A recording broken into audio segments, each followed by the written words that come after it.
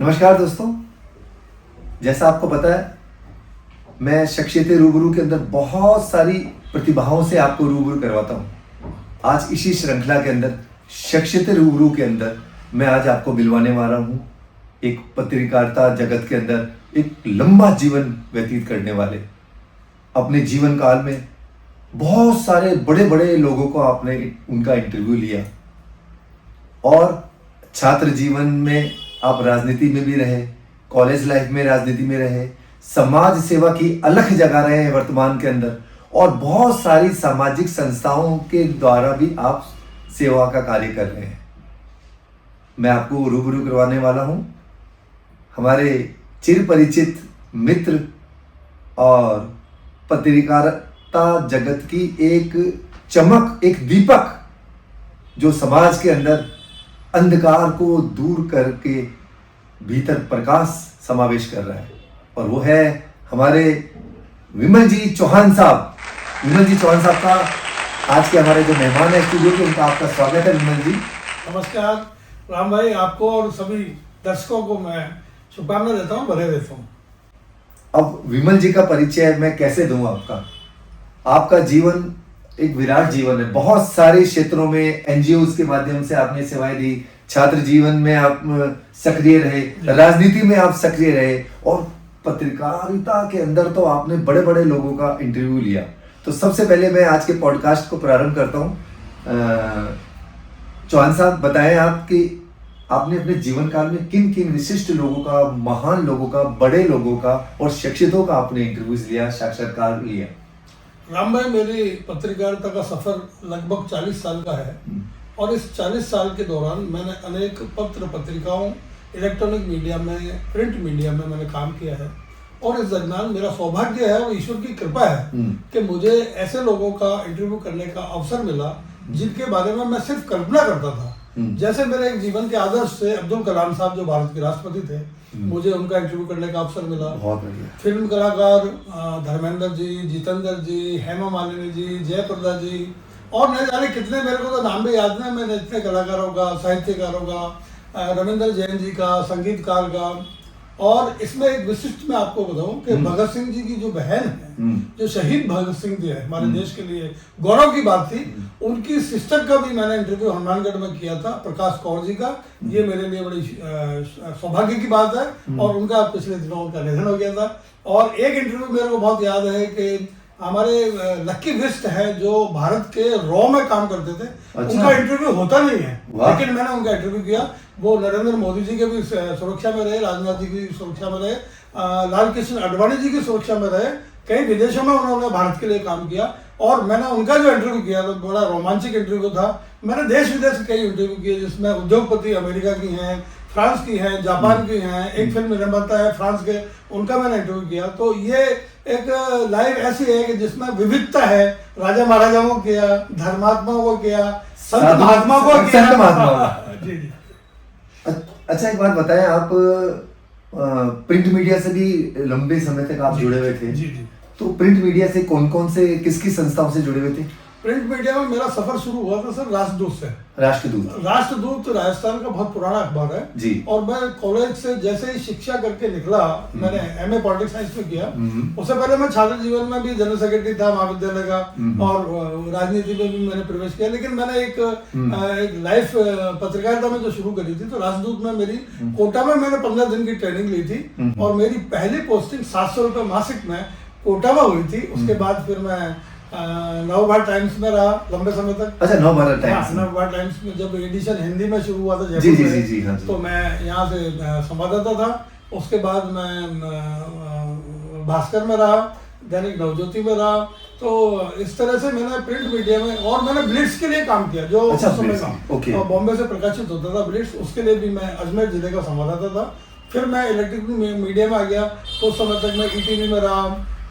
मैंने ट्रेनिंग ली, आज तक में भी मैंने थोड़े दिन स्ट्रिंगर के रूप में काम किया और भास्कर टीवी में मैं लंबे समय तक रहा। मतलब देश की प्रमुख प्रिंट मीडिया में भी आप रहे और अभी कहा जाए तो इलेक्ट्रॉनिक डिजिटल मीडिया में भी आप रहे। जी जी जी। तो आप बताएं कि इन दोनों में कुछ फर्क नजर आया आपको, क्योंकि आप लंबे समय से पत्रकारिता के रूप में जुड़े हुए हैं सेवाओं में, तो प्रिंट मीडिया और इसके अंदर कुछ फर्क नजर आया आपको? ऐसा है राम भाई कि प्रिंट मीडिया में जो चीज़ें लिखी जाती हैं उसको एक लंबे समय तक याद रखा जा सकता है, जबकि इलेक्ट्रॉनिक मीडिया में चीज़ें आती हैं और चली जाती हैं तो वो जल्दी भूल जाता है, दर्शक भी भूल जाता है। इवन ये है कि हम रिपोर्टर भी अपनी खबर कई बार देख ही नहीं पाते हैं।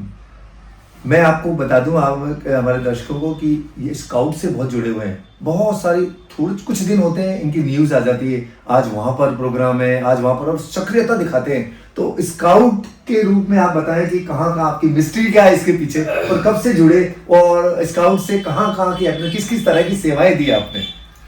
स्काउटिंग मुझे विरासत में मिली। मेरे पिताजी जगदीश सिंह जी चौहान जो जिला शिक्षा अधिकारी से लास्ट में रिटायर्ड हुए थे, वो 25 साल तक स्काउटिंग में यहाँ स्थानीय संघ के सचिव रहे थे, और उसी के कारण पिताजी की वजह से ही मुझे स्काउटिंग में, मैं जब कक्षा 3 में था तब से लेके आज तक मैं स्काउटिंग में हूँ, और मैंने राष्ट्रपति अवार्ड लिया है, राष्ट्रपति स्काउट रहा हूँ। मैंने 4 जम्बूरी अटेंड करी है जो हर 5 साल में होती है, जिसमें देश विदेश के लोग भाग लेते हैं। और निरंजन आर्य जी जो हमारे इसके संस्था की मुखिया हैं, उन्होंने मेरी योग्यताओं को देखकर मुझे राजस्थान सहायक स्टेट कमिश्नर का जो जिम्मेदारी सौंपी है। मैं पूरे राजस्थान में स्काउटिंग में जा रहा हूँ, और ये मेरे रग रग में बसा हुआ है। और सही बात तो ये है राम भाई कि मेरे व्यक्तित्व निर्माण में स्काउटिंग का बहुत बड़ा योगदान है। मैं जिंदगी भर जब तक जीऊँगा तब तक इस संस्था से जुड़ा रहूँगा, क्योंकि इसमें सेवा एकमात्र उद्देश्य है, और निस्वार्थ सेवा जो हमारे ब्लड में है। हमें बड़ी खुशी होती है कि लोग पूछते हैं समाज सेवा क्यों करते हो, तो भाई मुझे आत्मसंतुष्टि मिलती है, इसलिए मैं समाज सेवा करता हूं। ऐसे ही कोई नहीं बन सकता विमल चौहान, एक लंबी संघर्ष गाथा है। आप हमें बताएं कि विमल जी, आप कला के क्षेत्र में भी बहुत उत्साहित रहते हैं। मैंने आपके ब्लॉग भी देखे हैं प्रिंट मीडिया के अंदर, आप कला को प्रोत्साहित बहुत करते हैं। तो आप हमारे दर्शकों को बताएं कि कला से कैसे जुड़े हुए आप, संस्कृति कला के अंदर? कला का कोई बीज मेरे में भी है, और मुझे यदि कोई कलाकार अपनी कलाकृति के माध्यम से कोई इवेंट करता है, अच्छा नाम करता है, तो मुझे लगता है कि यार हमारे शहर का नाम कर रहा है, हमारे राजस्थान का नाम कर रहा है, हमारे देश का नाम कर रहा है। मैंने सबसे पहले राम जी एक कलाकार थे भंवर जी कुमावत, जो मेरे बड़े भाई की तरह थे। उन्होंने एक चावल के दाने पर 5000 अक्षर खोदकर पूरे वर्ल्ड को अचंभित किया था। मुझे उस कला ने प्रभावित किया, और मैंने उस कला को पूरी दुनिया में प्रचारित किया, प्रसारित किया, और इसके लिए मुझे राष्ट्रपति शंकर दयाल जी ने कला प्रोत्साहन के लिए राष्ट्रीय पुरस्कार दिया था। तो ऐसे जीवन में मेरे ऐसे ये पहलू पत्रकारिता में जब आते हैं, तो मैं ऐसे किसी भी कलाकार को प्रमोट करना अपना सौभाग्य समझता हूँ, और मुझे बहुत सारे अवसर जीवन में मिले हैं जब मैंने ऐसे कलाकारों को प्रमोट किया है। कला के क्षेत्र में भी आपने बहुत सारी सेवाएं दी। और एक बात चीज आप बताएं, आपने, मैंने सुना है कि आपने पूर्व राष्ट्रपति कलाम साहब, अब्दुल कलाम साहब का भी इंटरव्यूज लिया जी। और सुना है कि वो प्रेसिडेंट तो इंटरव्यूज देते नहीं है, तो आप कैसे सफल हुए और कैसे उन्होंने अपने मन की बात आपसे शेयर की और आपने आम जनता से? राष्ट्रपति जी का इंटरव्यू हमारे प्रोटोकॉल में नहीं आता है, लेकिन यदि राष्ट्रपति चाहे किसी से बात करना तो वो अवसर मुझे मिला। मैं उन्हें अपना आदर्श मानता था, और अब्दुल कलाम साहब टाटगढ़ आए थे, मैं भी टाटगढ़ रिपोर्टिंग के लिए गया था, और हमारे लिए एक लक्ष्मण रेखा खींच दी जाती है कि इससे आगे हम नहीं जाएंगे। लेकिन मुझे एक मौका मिला कि मैंने जब अब्दुल कलाम जी से निवेदन किया, और उस समय जो हमारे राजस्थान सरकार के मंत्री थे उन्होंने इशारा किया, मेरा परिचय कराया कि ये राजस्थान के सीनियर पत्रकार है, और इस तरह से मेरा उनके साथ इंटरव्यू हुआ। मैं आपको एक बात और बता दूं सर, कि इसमें राष्ट्रपति से आप राजनीतिक सवाल नहीं कर सकते। ओके। और विज्ञान का ज्ञान इतना बड़ा हमारे पास नहीं है कि जो हम अब्दुल कलाम से मिसाइल मैन से बात कर सकते। इसलिए मैंने जब उनसे इंटरव्यू किया तो मेरा सवाल था कि जिंदगी में अब्दुल कलाम कैसे बना जा सकता। क्या बात है, क्या तो बात उन्होंने मेरे को नीचे से ऊपर तक देखा और मेरे से कहा your question is very good question. उसके बाद फिर वो क्रम चलता रहा, और उन्होंने 9 मिनट तक मेरे को इंटरव्यू दिया, जो मेरे लिए सौभाग्य, जो इतिहास बन गया। जी सर। तो एक पहला इंटरव्यू था जो उन्होंने अपने मन की बात हमारे पत्रकार साहब विमल सिंह चौहान साहब से शेयर की। विमल जी, मैं कई बार ये सोचता हूँ कि जीवन के अंदर ऐसे बहुत से अवसर आते हैं कि जब हमको बड़े बड़े लोगों से हम रूबरू होते हैं और उनसे हम इंटरेक्ट करते हैं, उनसे बातचीत करते हैं, और आपने भी हर क्षेत्र के अंदर काम किया है।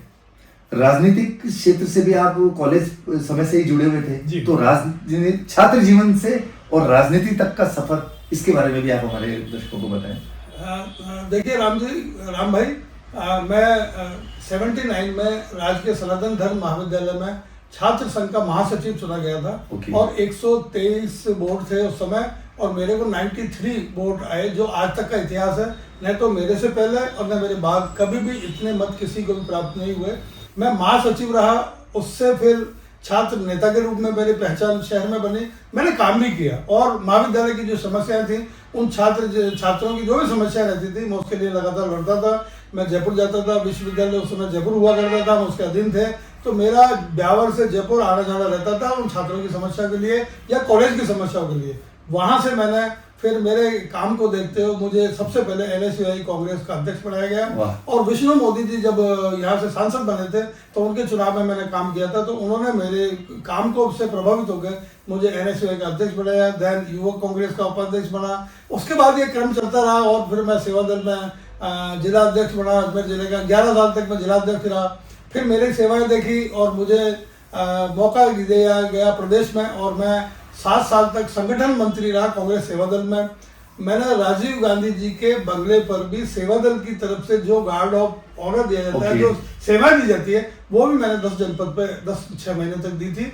और नेशनल इसमें एक ट्रेनिंग होती है राम जी, नेशनल NTC कहलाती है वो मैंने हरिद्वार की थी, जिसमें राजीव गांधी जी उस समय प्रधानमंत्री थे, वो आए थे और उन्होंने मेरे को पुरस्कृत किया था। वहां भी मेरा मीडिया का रोल था कि उस पूरे कार्यक्रम को as a media, as a पत्रकार, मैं सारे देश में उस खबरों को प्रसारित करता था। आप लॉयंस क्लब ब्यावर से भी जुड़े हुए थे, और आप जॉइंट्स क्लब ब्यावर से भी जुड़े हुए थे। बहुत सारी NGO से, सामाजिक संस्थाओं से विमल जी आप जुड़े हुए हैं। तो NGO में आपने क्या क्या कार्य किया और क्या विजन था NGO को लेकर? आपने दिव्यांगता को लेकर बहुत सारे एक स्कूल भी चलाया, और जिसमें दिव्यांगों को उनको मुख्य धारा में लाने के प्रयास किए, बहुत सारी सेवाएं दी। तो उसके बारे में बताया हमें कि राम भाई क्या है कि एक तो मेरे जीवन में ये लगता है कि भगवान ने जिनको कुछ नहीं दिया है उनकी सेवा करना, जो बोल नहीं सकते हैं, जो असहाय हैं, जो गरीब हैं, जो जरूरतमंद है, यदि हम उनकी सेवा करते हैं तो हम ईश्वर की कामों में मदद कर रहे हैं, मेरा ऐसा मानना है। इसी भावना के तहत मैंने एक विकलांग स्कूल यहाँ ब्यावर में शुरू करी थी, और लगभग निरंतर 11 साल से मैं उसकी सेवा दे रहा हूँ। उसमें निःशुल्क रूप से उन बच्चों को शिक्षित किया जाता है, उनको आत्मनिर्भर बनाया जाता है, ताकि वो समाज के मुख्य धारा में उनको लाया जा सके, वो अपने पैरों पर खड़े हो सके, वो अपने माता पिता पे बोझ नहीं लगे। इस तरह का हमारा प्रयास था। और आपको ये बता दूं मैं राम भाई कि राजस्थान सरकार ने इसके लिए मुझे बेस्ट स्कूल संचालन के लिए पिछले साल 2 साल पहले राजस्थान सरकार ने मेरे को सम्मानित किया था राज्य स्तर पर। बहुत खुशी की बात है कि आज ऐसी प्रतिभा हमारे स्टूडियो में हमारी मेहमान है।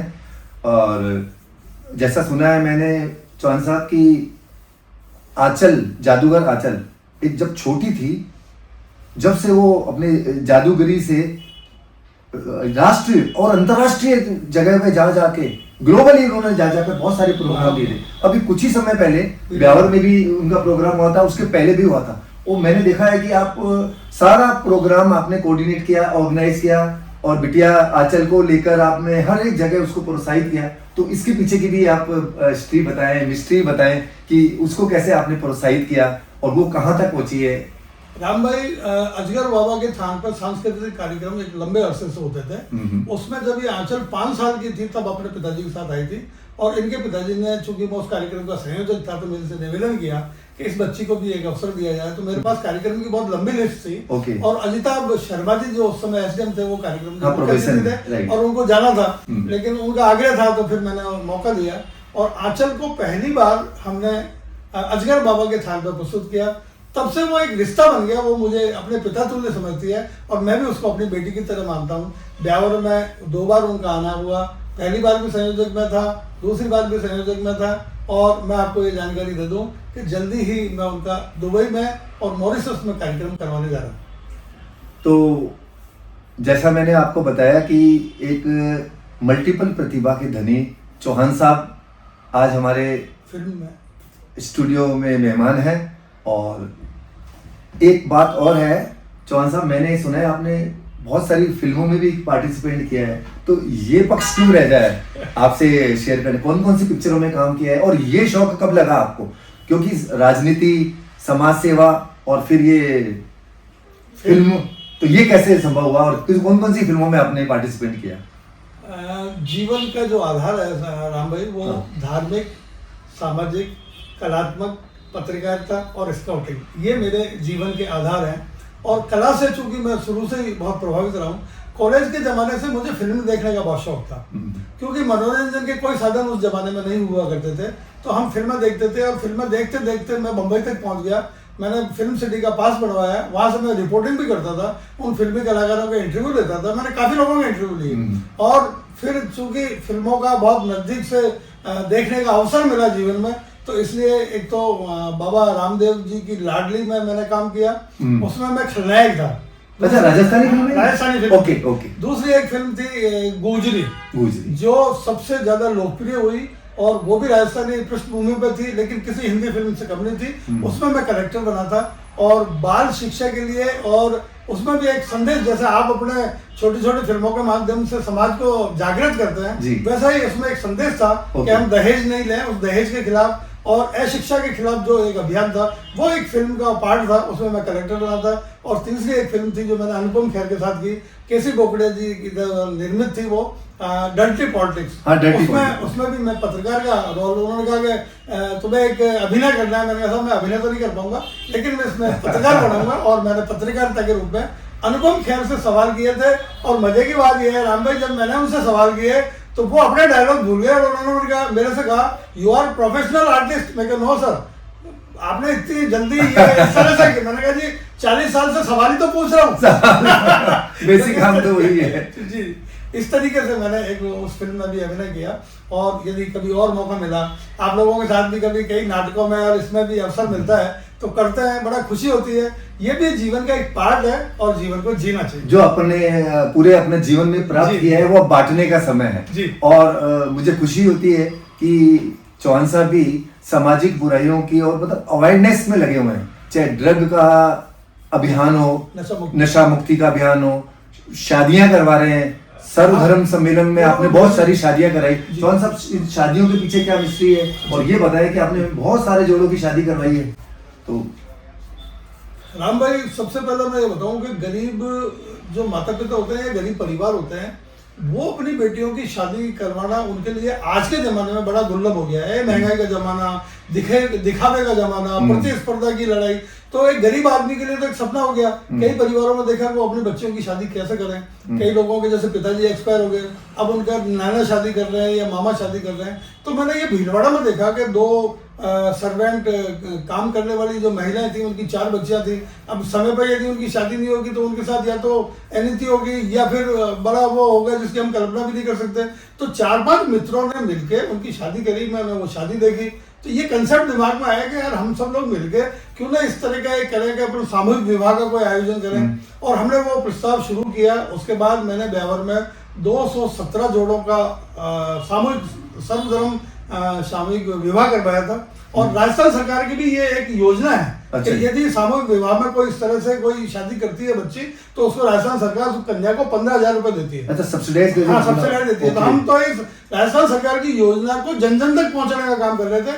और आपको ये बताते हुए मुझे बहुत खुशी है कि अब तक हमारी संस्था ने राजस्थान में ऐसे जरूरतमंद परिवारों की 4,000 कन्याओं का सामूहिक विवाह में शादियां करवाई, और उनको 50-50 गज के प्लॉट भी दिए। वाह, बहुत। और अभी इसी को लेकर 26 जनवरी को जिला कलेक्टर साहब ने जिला स्तर पर मेरे को सम्मानित किया था।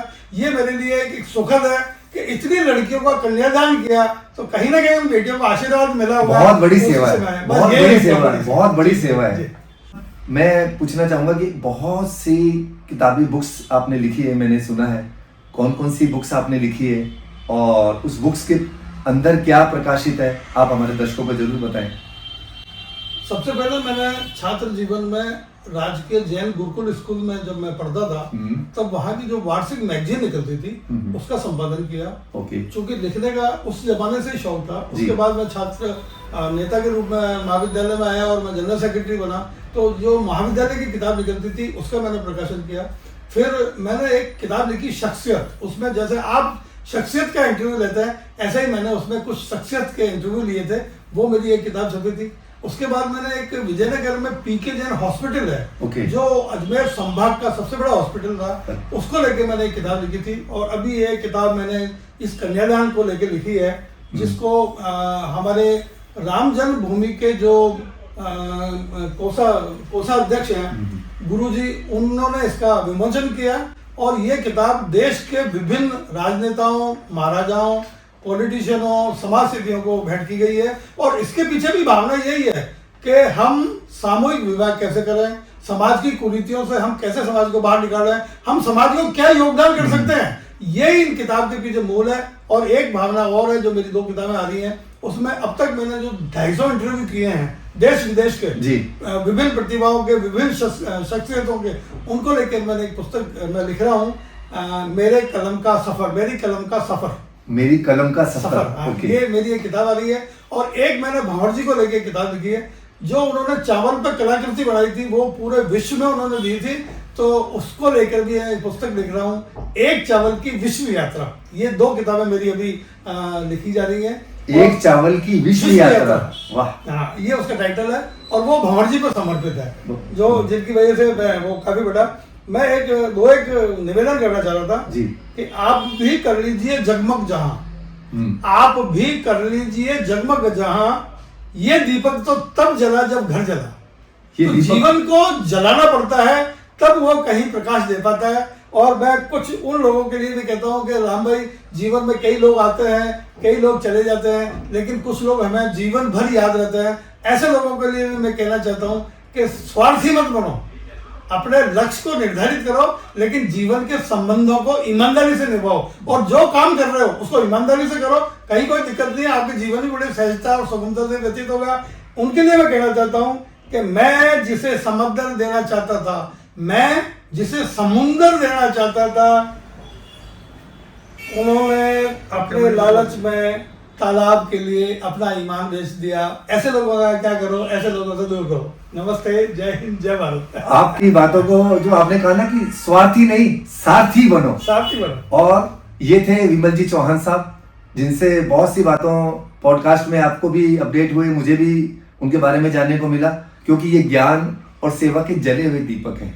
एक जला हुआ दीपक हजारों बुझे हुए दीपक को जला सकता है, एक बुझा हुआ दीपक किसी को भी नहीं जला सकता। आप जले हुए दीपक हैं, ज्ञान के जले हुए दीपक हैं, सेवा के पुंज हैं, सेवा के जले हुए दीपक हैं। इसी तरह आप, जब तक ईश्वर ने आपने को स्वास्थ्य दिए हैं, आप इस दीपक से, बुझे हुए दीप को में ज्ञान की रोशनी से प्रकाशित करते रहें। इसी आप हमेशा स्वस्थ रहें, खुश रहें और इसी तरह मुस्कुराते रहें। बहुत बहुत धन्यवाद राम भाई का, बहुत बहुत धन्यवाद, और सभी दर्शकों का बहुत बहुत धन्यवाद। नई शख्सियत के साथ मेरे program Ram Punjabi Beawar YouTube channel में शख्सियत रूबरू में नई प्रतिभा से आपको रूबरू कराऊंगा। तब तक के लिए नमस्कार।